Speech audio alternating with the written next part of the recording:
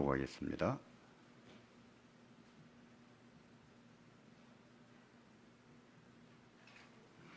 지혜가 그의 집을 짓고 7 기둥을 다듬고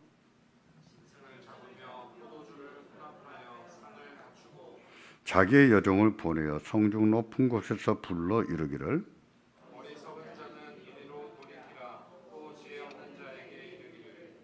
너는 와서 내 식물을 먹으며 내 혼합한 포도주를 마시고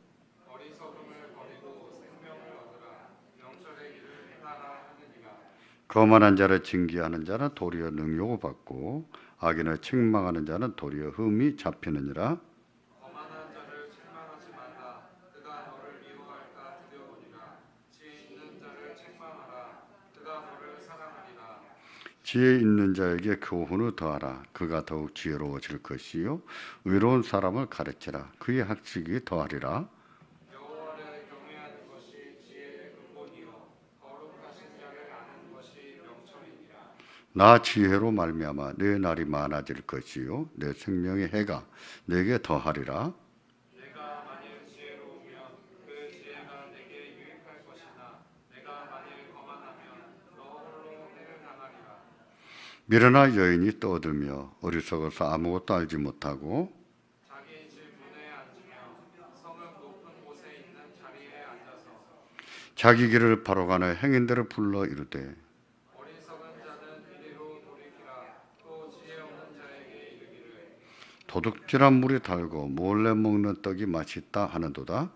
오직 그 어리석은 자는 죽은 자들이 거기 있는 것과 그의 객들이 수월 깊은 곳에 있는 것을 알지 못하느니라.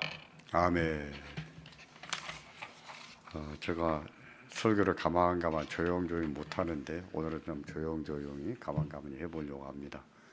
지지난 주일에 성대가 결절이 됐는데 지난주 설교하고 났더니 또다시 결절이 돼서 지난 아직도 목이 성대가 회복이 안 돼서 오늘 또 제 본래 하던 식으로 하면 또다시 반복될 것 같아서 좀 조용히 해봐야겠다 이렇게 생각을 했습니다. 잠언 1장 9절부터 9장까지를 부모의 훈계라고 한다는 것을 여러 번 말씀드렸습니다. 지난 주일 이 훈계의 마지막 설교, 지혜 특강 5번째 설교지요. 그 설교를 하면서 잠언 1장부터 9장까지 한번 읽어보자고 했습니다. 그리고 잠언 아버지 훈계가 정말 옳은지 그렇지 않은지 생각해 보자고 했어요. 잠언의 말씀이 옳은지 그렇지 않은지 생각해 보자. 그렇게 말씀드린 이유는 9장이 1장부터 9장까지 결론이기 때문에. 잠언의 부모는 9장에서 어떻게 살 것인지 선택하라고 합니다. 지혜자로 살겠다고 결단하라고 촉구합니다. 결론 부분에서 너 어떻게 살래? 아빠가 이렇게 가르쳤는데 엄마가 이렇게 가르쳤는데 넌 어떻게 살겠느냐? 잘 판단해보고 결단해라. 어떻게 살 것인지 결단해라. 이걸 말씀하는 것이 9장이에요. 그러기에 우리도 결단하기 위해서는 부모의 훈계를 알아야 됩니다. 그 말씀이 옳은지 그렇지 않은지 알아야 됩니다. 그래서 다시 읽자고 했습니다. 지난 주간에 잠언 1장부터 9장까지 읽어보셨습니까? 그래서 어떻게 할 것인지 결심하셨습니까?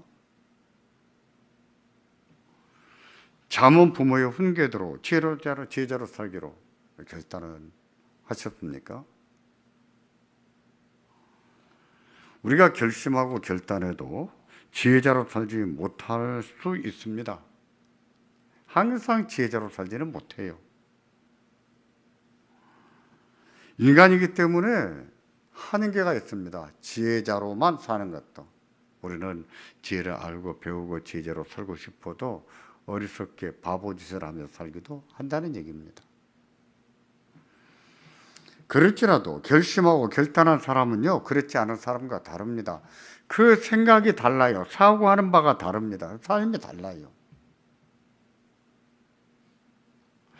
마음에 자기를 세우는 기준이 하나님 말씀이냐, 아니면 자기 생각이냐, 아니면 세상에서 통용하는 방식이냐, 뭐를 세우느냐에 따라서 사고가 달라지고 삶이 달라지는 거예요.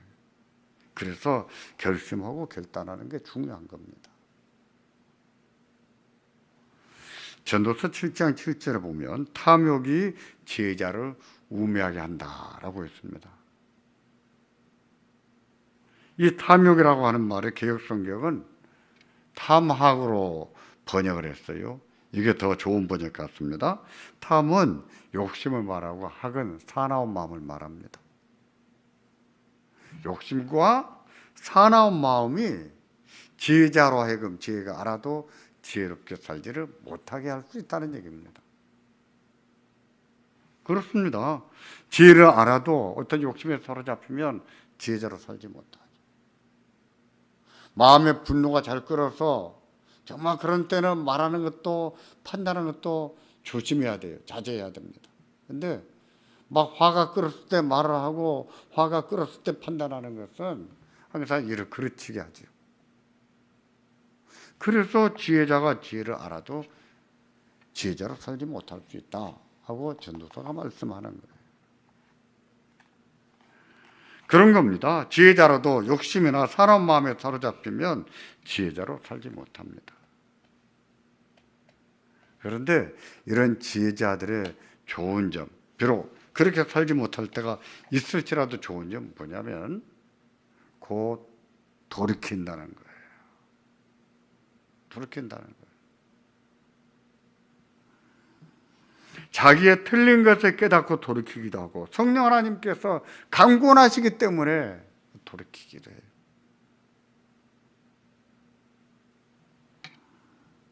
그런 사람은 잠시 어리석게 행동했을지라도 돌이킨 후에는 또 지혜자로 삽니다. 그래서 그들의 삶을 의롭게 살지요.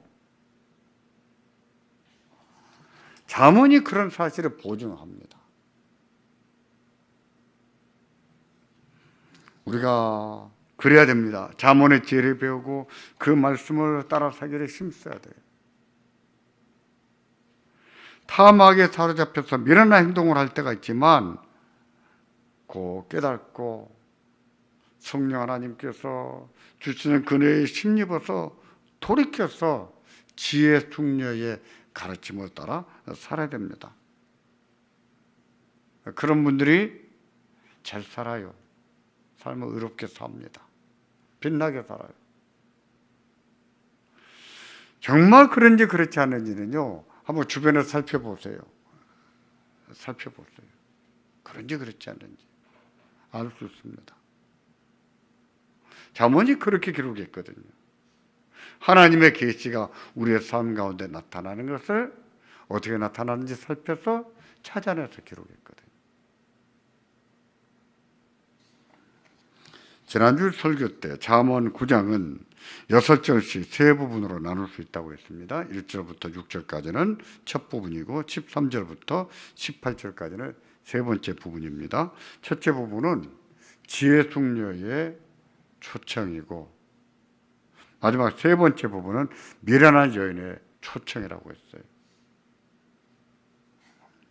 그들은 둘 다 자기 말의 지혜라고 합니다.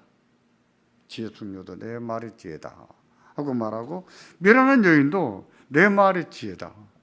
내 말을 들어라. 내 말을 듣고 돌이키라. 똑같이 말해요. 그러나 말은 같아도 내용이 다릅니다. 지혜 숙녀의 지혜는 하나님의 지혜입니다. 하나님의 지혜예요. 하나님을 경외하는 자의 지혜입니다. 미련한 여인은 자기 말의 지혜라고 있지만 그 지혜는 세상적인 지혜지요. 하나님을 두려워하지 않고 신뢰하지 않는 자들의 지혜입니다. 그런 지혜는 세상에서 통용되는 지혜일 수 있어요. 사람들도 그거 좋아할 수 있어요. 인간의 부패한 심성과 너무나도 잘 맞아떨어지거든요. 그 한예가 9장 17절입니다. 도둑질한 물에 달고 몰래 먹는 떡이 맛있다. 한예가 그 말이에요. 우리 속담에서도 사용하는 말인지라 익숙합니다만 잠언에서는 도둑질하고 가로채먹고 사기쳐먹고 남의 속여먹고 이런 것을 말하는 것이죠. 이런 것은 다 악행입니다. 그것은 명백하게 악이지만 그것을 지혜로 여기는 사람들이 있고 그렇게 살아도 괜찮아, 다 그렇게 살 수도 있는 거야, 이렇게 말하는 사람들도 있는 것을 볼 수 있어요.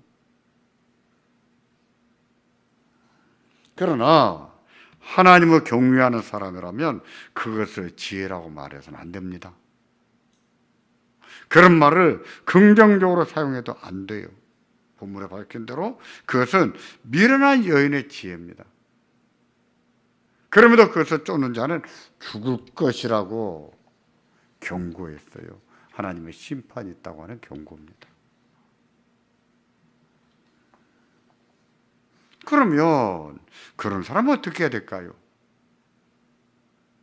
지혜 숙녀에 가르치는 지혜를 지혜로 여기질 않습니다. 초청을 해도 초청에 응하지 않습니다. 오히려 미련한 여인의 말을 더 좋아하고 그것을 지혜라고 따라다닙니다. 그러다 죽을 수 있다고 경고해도 그것을 따라다녀요. 그런 사람은 어떻게 해야 될까요? 그래도 충고하고 가르쳐야 될까요? 말을 듣지 않으면 매를 든다든지 징계를 해서라도 돌려놔야 될까요? 자녀가 어렸을 때 대개 부모는 그렇게 하기 쉽습니다. 많은 말로 훈계하고 어떻게 했든지 매를 때려서라도 돌이켜 놓으려고 하지요. 대개 그런 식으로 하게 되면 상처를 많이 받습니다. 그 충고와 책망이 효과가 없고 오히려 반발을 설 수 있어요. 물론 책망과 징계를 좋은 뜻으로 받아들이고 잘 자란 자녀도 있을 겁니다. 그런데 대개는 그렇지 않아요. 잘 크기는 컸을지라도 마음에 상처가 있어요.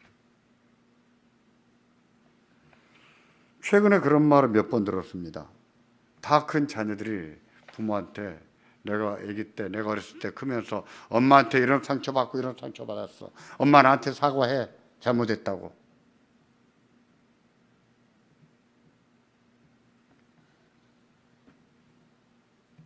부모를 어떻게 해야 됩니까? 그런가 하면 자녀들이 어렸을 때 자녀들의 생각과 달라서 너무 많이 훈계하고 너무 많이 책망하고 꾸짖고 이런 것을 후회하는 분도 얘기도 들어봤어요. 와요, 그저기도 해요.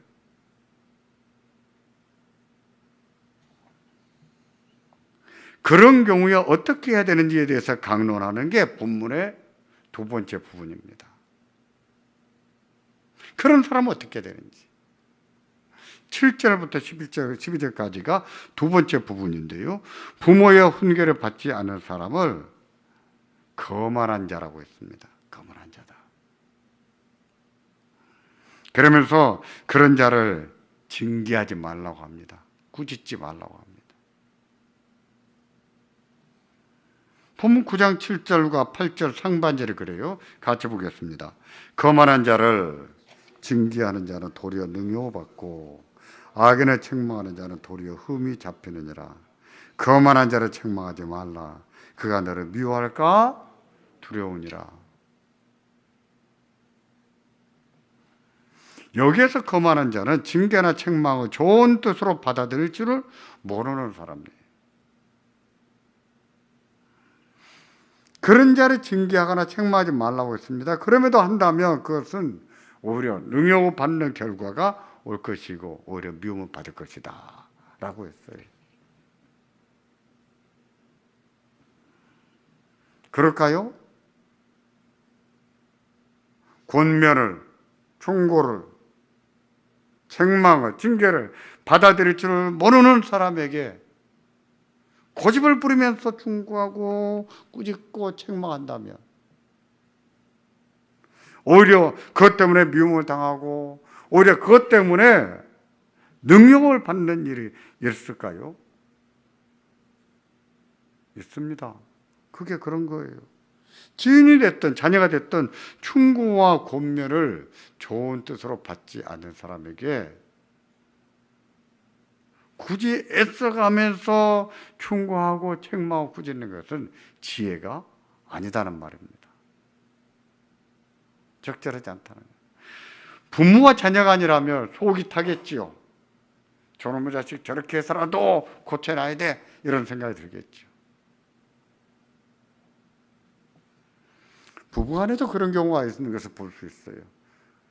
혼인하고 나서 보니까 남편에게 나쁜 습관이 있어요. 부인에게 나쁜 습관. 저 남자 이거 고쳐놔야 돼. 저 여자 이거 고쳐놔야 돼. 그래야 살아. 그런 부부들은 못 살지요. 마태복음 7장 6절을 보면 예수님께서도 산상보훈을 말씀하시던 중에 똑같은 말씀을 하시는데 표현이 좀 다를 뿐이에요. 같이 보겠습니다. 거룩한 것을 개에게 주지 말며 너희 진주를 돼지 앞에 던지지 말라. 그들이 그것을 발로 밟고 돌이켜 너희를 찢어 상하게 할까 염려하라. 이 말씀에서 거룩한 것과 진주는 무엇일까요? 거룩한 것과 진주는 동격입니다.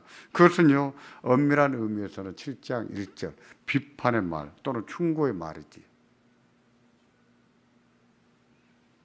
넓은 의미에서 산상보훈 전체를 봤을 때는 그것은 산상보훈의 교훈일 수도 있어요.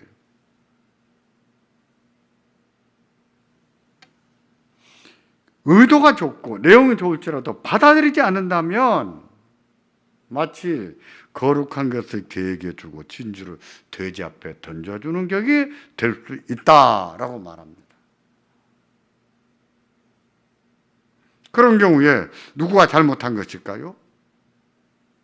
좋은 뜻으로 받아들일 줄 모르는 사람이 문제일까요? 아니면 받아들일 줄 모르는데 고집을 부리면서 충고하고 비판하고 온갖 말을 해도는 사람이 잘못한 것일까요? 누가 잘못한 것일까요? 본문은요, 받아들이지 않음에도 불구하고 진주라고 보물이라고 이것을 던져대는 거, 말해대는 거, 그가 어리석다고 말하는 겁니다. 그러므로 지혜라고 함부로 가르칠 수 있는 것은 아니라는 것을 알 수 있습니다. 지혜만 아니라 산상보훈도 마찬가지입니다. 아무리 보배로운 교훈이지만 받아들이지 않고 오히려 그것을 바탕으로 또 능욕을 하고 또 미워하는 사람이 있을 수 있어요. 본문이 그렇게 말하지 않았습니까? 그래서 잠언의 아버지는 거만한 자를 징계하는 것을 하지 말라. 징계만 아니라 책망도 하지 말라 그랬어요. 2번이나 말했습니다. 강조하는 것이죠.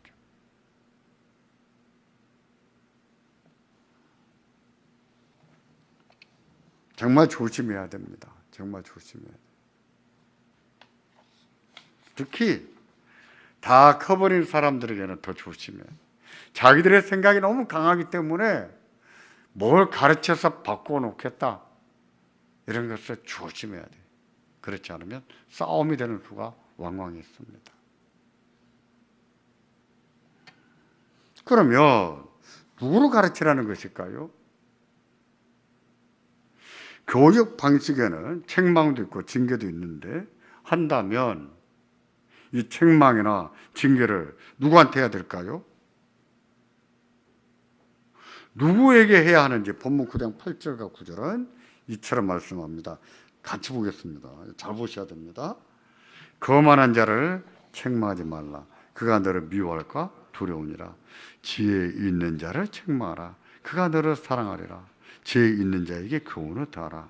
그가 더욱 지혜로워질 것이요 의로운 사람을 가르치라. 그의 학식이 더하리라. 아멘. 지혜 있는 자를 책망하고 있는데 지혜 있는 자를 책망할 필요가 있습니까? 할 필요가 없지요.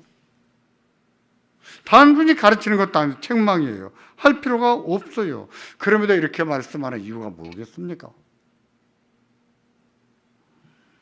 9장 8절은요, 반의적 평행법입니다. 거만한 자와 지혜 있는 자는 반의적으로 동격이에요. 그 말은 그 지혜 있는 자도 어리석은 짓을 하는데 다행히도 책망을 좋은 뜻으로 받아들일 줄 아는 사람을 말하는 거예요. 어리석게 행동할 때가 있지만, 바보짓을 할 때가 있지만, 그런 권면과 훈계와 책망을 좋은 뜻으로 받아들일 줄 아는 사람을 말해요. 그래서 그를 책망하라 하고 말한 거예요. 지혜 있는 자를 책망하라 하고 말한 겁니다. 정리하면 9장 8절의 지혜 있는 자는 어리석은 짓을 할 때가 있지만 책망을 받으면 좋은 뜻으로 받아들일 줄을 압니다. 그리고 돌이킬 줄을 알아요. 그런 사람에게 지혜를 가르치라고 했습니다. 그래 한다면 오히려 그런 사람에게 무엇을 받을 것이라고요? 사랑을 받을 것이다. 사랑을 받을 것이다.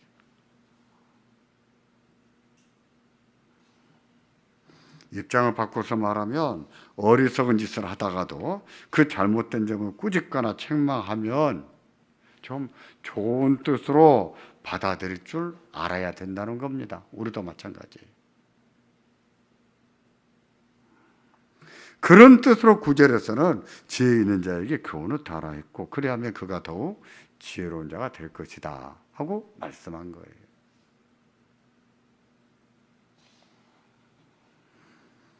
우리가 그렇습니다. 우리가 항상 의롭게 살지는 못합니다. 어리석은 짓을 할 때가 있지요. 저도 가끔 예전에 제가 어렸을 때 아니면 제가 목사가 돼서 그 후에라도 옛날에 바보짓 했던 거, 어리석은 짓을 했던 게 한 번씩 탁 떠오를 때가 있습니다. 떠오르면 나 생각도 하기 싫어요. 내가 한심해지는 거. 아유, 내가 왜 이렇게 한심했는가? 왜 이렇게 미숙했는가? 제 자신이 미워져요. 생각도 하기 싫습니다. 그러나 누군가가 그 어리석음을 깨우쳐 준다면 그것을 좋은 뜻으로 받아야 됩니다. 좋은 뜻으로. 특히 예배에서 목사가 설교를 통해서 가르칠 때 그런 경우는 하나님의 음성으로 알아들을 줄을 알아야 되는 거예요. 그게 하나님 말씀을 대하는 태도죠. 목사가 잘나서가 아닙니다. 그게 하나님 말씀이기 때문이에요. 하나님께서 그 말씀을 목사에게 위임하셨기 때문이에요.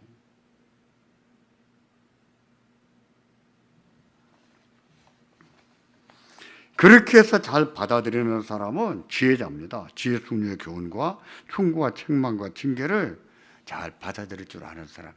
그런 사람이 지혜로운 사람이에요. 그런 사람은 평안합니다. 하는 일이 복됩니다. 하나님의 의를 드러낼 수가 있어요.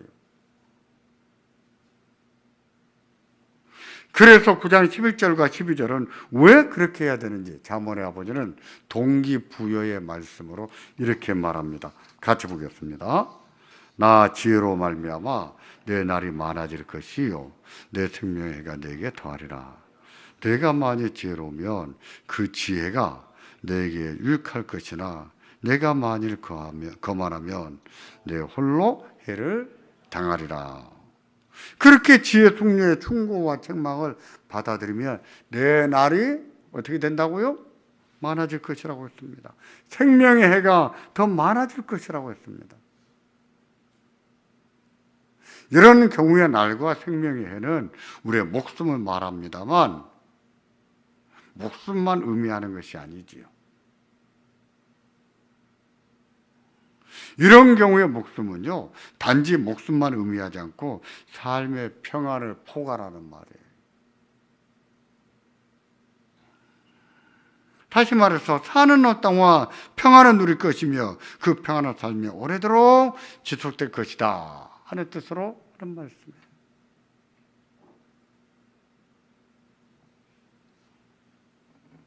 그러므로 지혜를 가르쳐 주면 받아들일 줄을 알아야 된다는 거예요.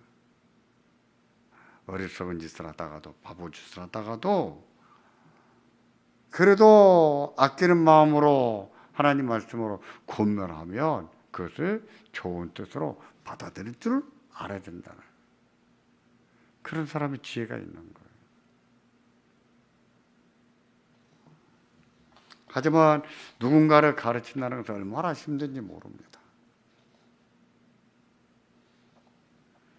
설교도 마찬가지예요. 제가 이렇게 설교한다고 해서 항상 편한 줄 아십니까? 설교 끝나고 목사님 저 좀 봅시다. 이런 사람도 있어요.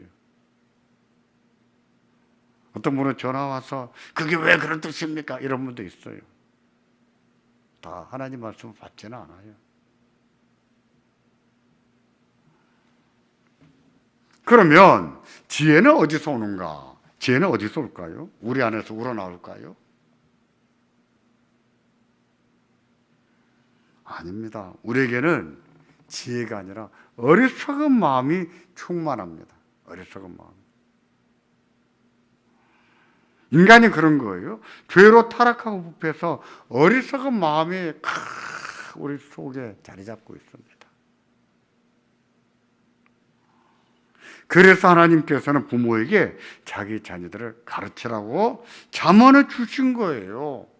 가르치라고 잠언의 말씀을 주신 거예요. 가르쳐서 그 어리석음을 도려내라고, 그리고 지혜를 더하게 하라고 잠언의 말씀을 주셨다고. 그렇다고 다 지혜자로 살지는 못한다는 것을 앞에서 이미 말씀드렸습니다. 전도서가 말씀하는 것처럼 우리가 아무리 지혜를 배워도 욕심에 사로잡히고 사나운 마음에 사로잡히면 지혜자로 살지 못한다 그랬습니다. 그럼 어떻게 해야 될까요? 지혜자로 살려면 어떻게 해야 되겠습니까? 은혜를 구해야 됩니다.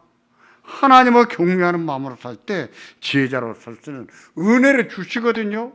하나님을 경외하는 마음으로 살 때 그 지혜를 따라 살 수 있는 은혜를 주세요. 모든 부패성을 이기고 사나운 마음을 이기고 지혜자로 살아가는 은혜를 주십니다. 그래서 본문 9장 10절은 진정한 지혜가 무엇인지 설명하는 거예요. 진정한 지혜가 뭐겠습니까? 여호와를 경외하는 것이 지혜의 근본이요 거룩하신 자를 아는 것이 명철이라고 했습니다. 믿으시기를 바랍니다. 정말 그래요. 정말 그래요. 지혜는 우리에게서 나오는 것이 아닙니다. 지혜는 하나님에게서 나오는 거예요. 그래서 하나님의 지혜가 무엇인지 알라고 잠언도 주시고 지혜도 주신 거예요. 예수님께서도 너희 가운데 지혜가 부족하거든 후히 주시고 꾸짖지 아니하시는 하나님께 구하라고 했습니다. 지혜는 하나님으로부터 옵니다. 하나님은 지혜의 하나님이세요. 지혜로 세상을 만드셨어요. 지혜로 세상을 이끌어 가십니다.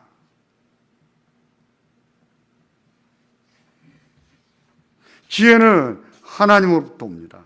여호와를 경외하는 믿음으로 살 때 지혜자로 살 수가 있는 거예요. 그런 사실은요, 잠언이 가장 중요하게 가르치는 말씀이에요. 핵심이에요. 여호와를 경외하는 것이 지혜의 근본이다.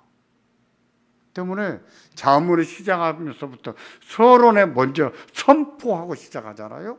그런데 훈계를 마무리하면서 마지막에서도 여호와를 경외하는 것이 지혜의 근본이다. 마무리 짓습니다. 더군다나 9장의 구조를 보세요. 1절부터 6절까지는 지혜 숙녀의 초청이라 했어요. 또 마지막 셋째 부분은 미련한 여인의 초청이라고 했습니다. 지혜 숙녀도 자기 말이 지혜라고 합니다. 또 미련한 여인도 자기 말이 지혜라고 해요. 뭐가 지혜입니까? 뭐가 지혜인가? 이 둘째 부분에서 말씀하는 게 그거예요. 여호와를 경외하는 것이 지혜의 근본이다. 믿으시길 바랍니다. 여호와를 경외하는 것이 지혜의 근본. 전도서도 그렇게 가르칩니다. 인생이 허무하지만 여호와를 경외하는 믿음이 있을 때 그 허물을 이겨가면서 삶을 잘 살아낼 수가 있다 하고 가르쳐요. 하나님을 경외하는 것이 이렇게도 중요합니다. 우리가 배우고 익히고 아는 바를 그 말씀처럼 살아갈 수 있게 하는 능력을 주시거든요.